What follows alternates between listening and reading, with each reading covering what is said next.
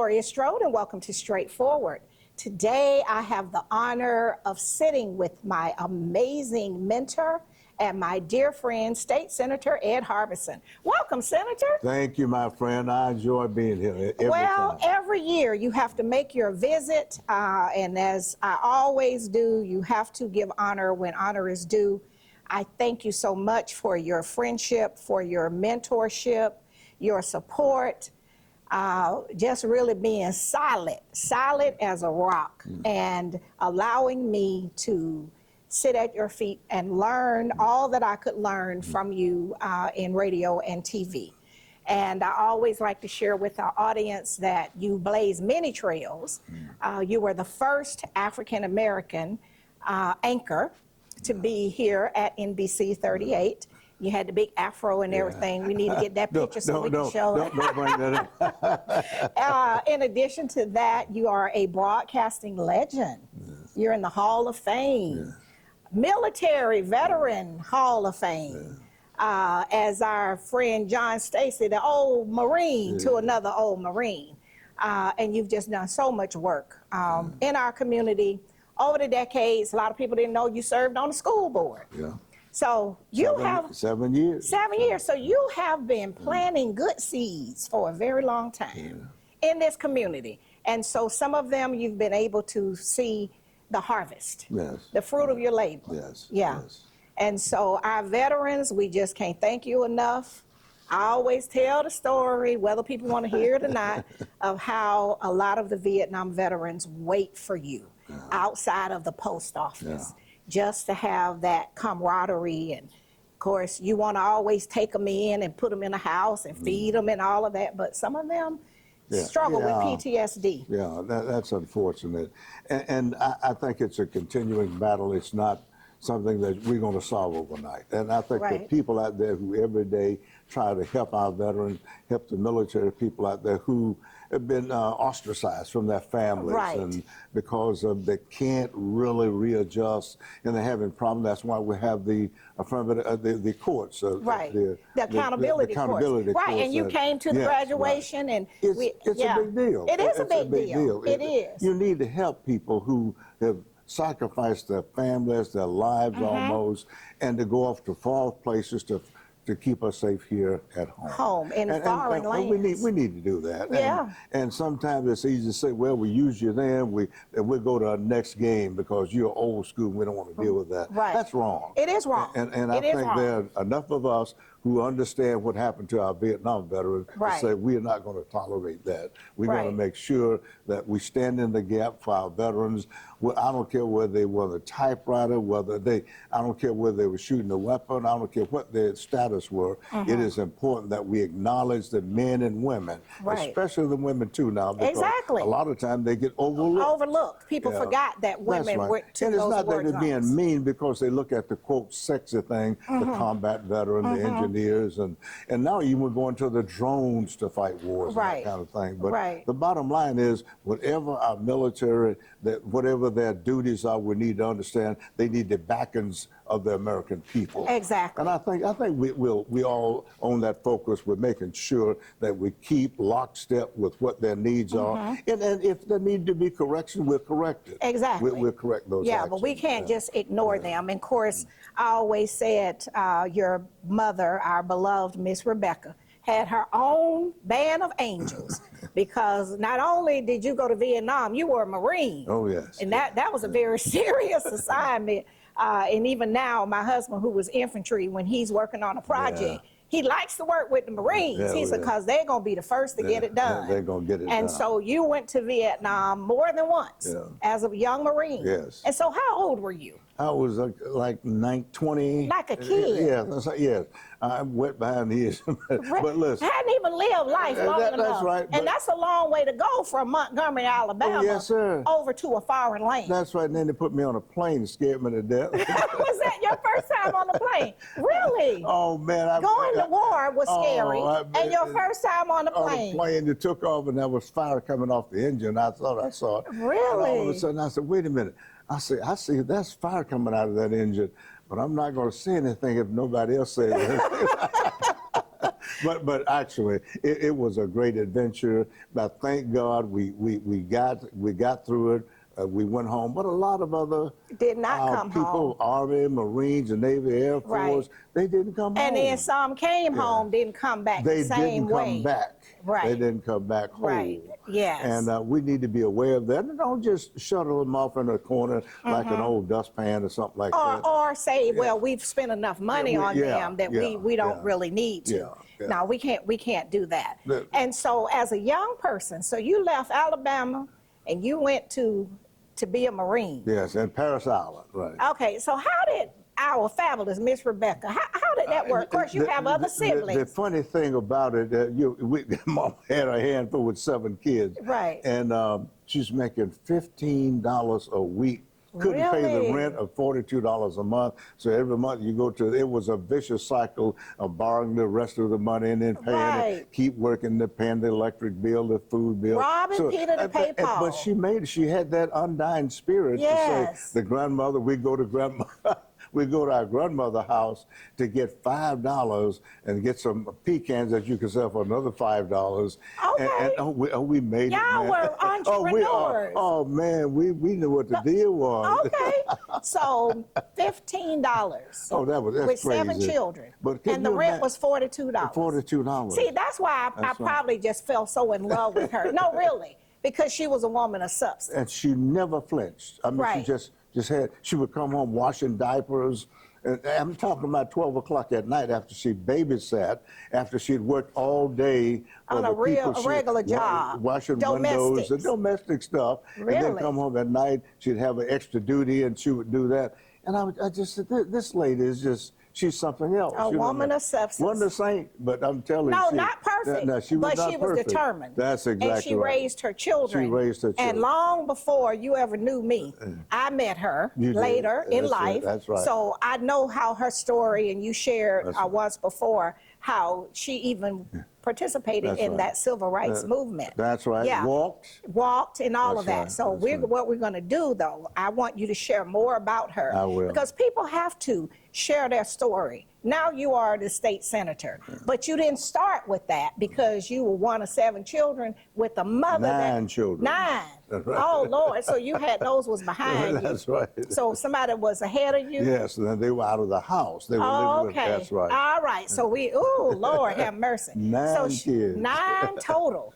And so, but you were able to go from humble beginnings to where you are, and that means that there was a plan and a purpose for your life. So what we're going to do is we're going to go to our first break to our sponsors, and we'll be right back. We'll be right back after word from some of our sponsors. Straightforward is brought to you by State Senator Ed Harbison, serving the citizens of Georgia's 15th Senatorial District and on the front lines for veterans every day. Progressive Funeral Home, family owned and operated since 1952. The George Ford legacy of high standards continues today in the compassionate and professional services provided. A touch of dignity for those who care. Progressive Funeral Home, 4235 St. Mary's Road, trusted by generations. Whole Patient Healthcare. Dr. Jada Rimes-Bacote is board certified in family medicine. She believes the best patient care includes practical, individualized lifestyle changes. Located at 1338 13th Avenue, Columbus, 706-641-2080, or visit wholepatienthealthcare.com. The Framing Factory and Art Gallery for professional framing and decorative art, located in Lake Bottom, 1325 17th Street, or call 706-324-3823. And welcome back to Straightforward. I'm enjoying this wonderful visit with my mentor and very dear friend, State Senator Ed Harbison, serving the citizens of Georgia's 15th Senatorial District and on the front lines for veterans every day, ever since I met you from day one. That has been one of your first loves, in addition to those very spoiled, well-kept grandchildren you got. I want to get in that line with those grandchildren, baby. I tell you, when they call their granddaddy, he is on it. That's right. I'm trying to be that kind of grandmother. For my friends, too. Oh, yeah. Oh, I know. You're going to answer the call immediately. That's right. But I want to go back and share, because oftentimes people just see the finished product. Yeah. They see you as you move through. That's a good point, Gloria. No, really. Yeah. The many counties that you serve, all the roles and the hats, all the committees, and you do it very quietly. We have people that have worked in this building, our former meteorologist, who's now in Montana. Miller always talked about the good things you did for his dad. And of course, our beloved friend who passed away, Sergeant Major Eddie Roberts. We always got on you about that because you worked very quietly. And you would always say to me, we don't have to say everything that we do if we're doing it for the right reason. Then when I met your mother, I knew where you got that from. That's right. Because she was a quiet storm. Yeah, that's right. And it's still Magnolia. That's right. She was from that generation. Oh, that's a good point. She was like that as like with Miss Lila Starr. They were made out of some they were tough. They were some tough cookies.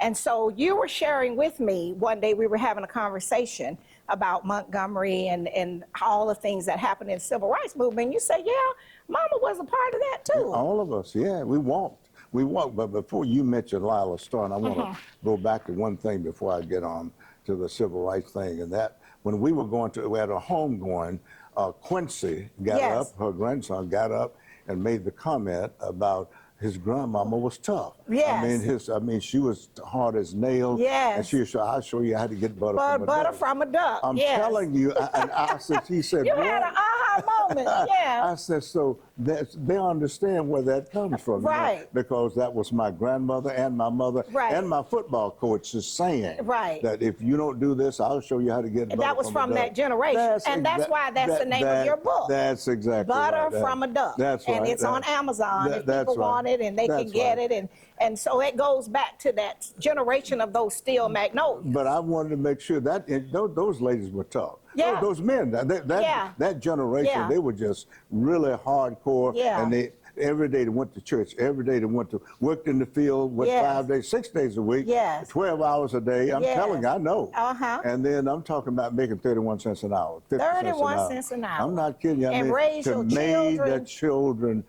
their children off that money, but they never wavered and never complained. They wanted to do better in life, but they wanted their children. They projected that aura of success and that desire into their children. Say, I want you to be educated. I want you to be better and do better than myself. Exactly. So that's where a lot of people got that from. Exactly. And a lot of people came out of those cotton fields, came out of those tobacco fields, came out of those corn fields, were behind those mills. Or whatever we call them, plantations. That's right. Yeah, because we used to have Kendrick pecans here. That's right. Well, for Ms. Rebecca, and I thank God that she was able to stay here to see the fruit of her labor with you. That's right. And when we would go to church and other events with her, and you and I and her, we went to Mount Commodore. She was very proud. That's right. Because from that $42 a week, she's looking at her son. That's right. The state senator. That's right. So all of her sacrifice was not in vain. But God is good. Oh, really. You know, she was one of my favorite people because when the people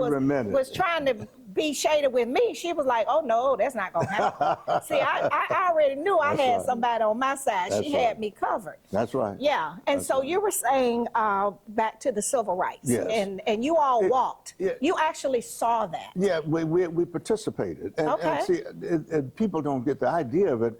It was just in the DNA, the culture DNA of the black community in Montgomery at that time that everybody participated. I mean, there were outliers, of course. Right. But if you said don't ride the buses, they didn't ride the bus. And the maids, who were the frontline people who need to use the bus, they walked to work. Or they caught cabs, or they were picked up by friends, or church buses and things like that. And when they started being picked up by the church buses, guess what? The city council outlawed the fact that they could pay a dime and ride the bus. I mean, ride those taxis. Right. Guess what? They stopped charging them anything. Just pick up people, and that's why you have the doing attitude, it for free, no doing charge. it for free. That's why in the Montgomery atmosphere in that era, perhaps even through the '60s, you never drove past someone walking. You gave them a ride. Because it was just that thing we've been used to doing so long. And look, man, a dime was the thing that held that boycott together.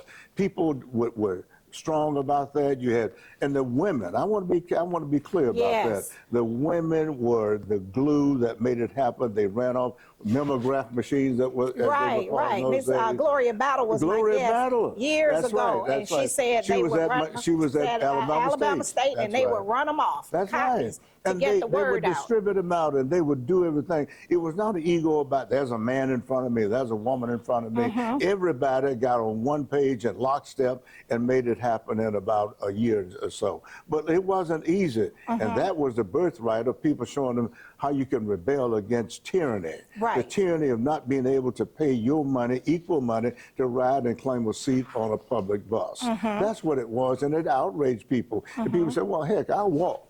So Right. a lot of people walked to work. Right. Literally. And I don't think I had a car till I was 30 years old. I walked in.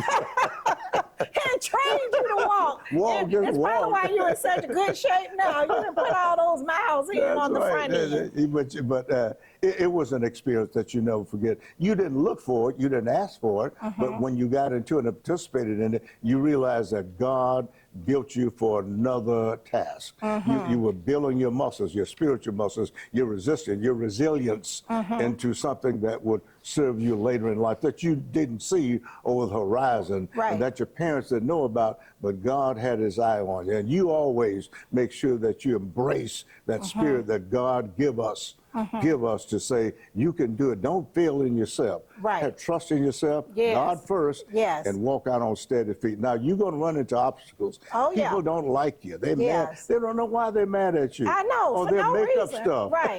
Create a narrative. Oh, yes. he didn't do this. She didn't do that. Mm-hmm. But my idea, obstacles are the things you see when you take your eye off your goal. Stay focused. Okay. Stay trusting in God. But embrace that. And when you can help somebody, help them. Yes. And if you can't, just go around them. Just and don't move try to out hurt the them. way. That's try right. to Don't hurt dig them. a ditch. Don't try to hurt them. Yeah, if and you don't can't- carry ugly gossip about Exactly, people. because That's right. sometimes you might be hearing it from the problem. There you go. So what we're going to do is go to our break to our sponsors. We'll be right back, but I want you to share more about that butter from a duck, that book. Okay. We'll be right back after word from some of our sponsors. Columbus Pediatrics GA, working together to build lifelong relationships between our staff and patients by consistently providing compassion, excellence, and value with 2 locations. The Old Town office at 3580 Massey Lane, Suite F, 706-596-8667. The Midtown office, 1900 11th Avenue, Suite A, 706-323-3400, ColumbusPediatricsGA.com. Barbara's Cleaning Service, a 5-star commercial service with satisfied customers in Georgia and South Carolina, built on the principle that every detail matters. Barbara's Cleaning Service, a new season building a family legacy. The Autism Hope Center. Diane Pope has dedicated the last 3 decades ensuring that families had support and resources for their loved ones on the autism spectrum. Join the Autism Hope Center for fellowship and resources, located at 200 Hamilton Road, Suite B, or call 706-604-6333. The Miley Agency, Gerald Miley and his team can assist you in every aspect of your insurance needs. Call today for your free quote at 706-996-2045 or visit themiley.agency.com. And welcome back to Straightforward. I'm enjoying this amazing visit with my mentor and friend, State Senator Ed Harbison, representing the citizens of Georgia's 15th Senatorial District and on the front lines for veterans every day. Senator, that butter from a duck. All the times I've had you here, I wanted to make sure we covered we know that came from that era of hardworking people, legacy, steel magnolias, out there in the vineyard, just trying to make it through at some very difficult times. But what inspired you to write that book, and exactly what is that book about? Because I know people can go get it at Amazon, and I want to thank you so much for providing that for Quincy. Right. And I'll mail that to him in California. He'll turn it into a movie. Hey, we got to talk to him about that. But I did send that to him, and he did receive it. And so, we kind of laughed about that. So, we know it came from mom and grandmother. great-grandmothers. But why? Why did you pick that? Because you're a Vietnam veteran. Right. You could have wrote about the war or anything. Right. But that's an easy one. I lived under the roof of two of the most caring, loving, toughest women I've ever known. You know, my mother and my grandmother. And that's why I wrote the book, about them, about their struggles. So this is your maternal grandmother? My maternal grandmother. Okay, so Mrs. Right. Rebecca's mother. Yeah. Annie Bell Covington Minder. Yeah. Okay. That was my grandmother. We grew up with her, being there always with my mom, with her. Those two ladies stuck together. Okay. And good times and bad. I mean, they had this relationship, but I'm saying that relationship, they could be 100 miles apart, but they were going to get in contact with one another. And we would crowd into a one-room shack in Prattville, Alabama, called 140 Stoudemire Bottom. Really? Stoudemire Bottom. Right. It was this little place, but look here, I got to tell you. It was like a little village.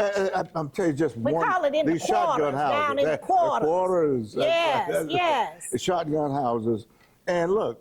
You had to learn how to iron your clothes. Okay. You had to wash your clothes every year. You may have had 2 sets of outfit. That was going to school. Right, for church and school. That's exactly right. One pair of slacks for church, one pair of blue jeans for going to school. And you couldn't have patches in them. Oh, no. You everything had to be clean. Because even if they washed in those wash pots that's and right. everything, they still. The gluing and the potash and all that stuff, all that. And all of that. That was part of my memories of that era. And I dealt with that first because that was my most impressive time, that I was formulating what I was going to be about, and these people influenced me. I mean, not just those two, but they were the major players. That was a group of relative women in my family. Aunt Beulah, Mama Annie, that's my grandmother. And you always said Aunt Beulah was going to show up if somebody was sick. That's right. I remember what you taught me. That's right. Well, whoever she needed to show up, she was going to show up. Leave her job. Come stay with that particular person. Either one of two things happened.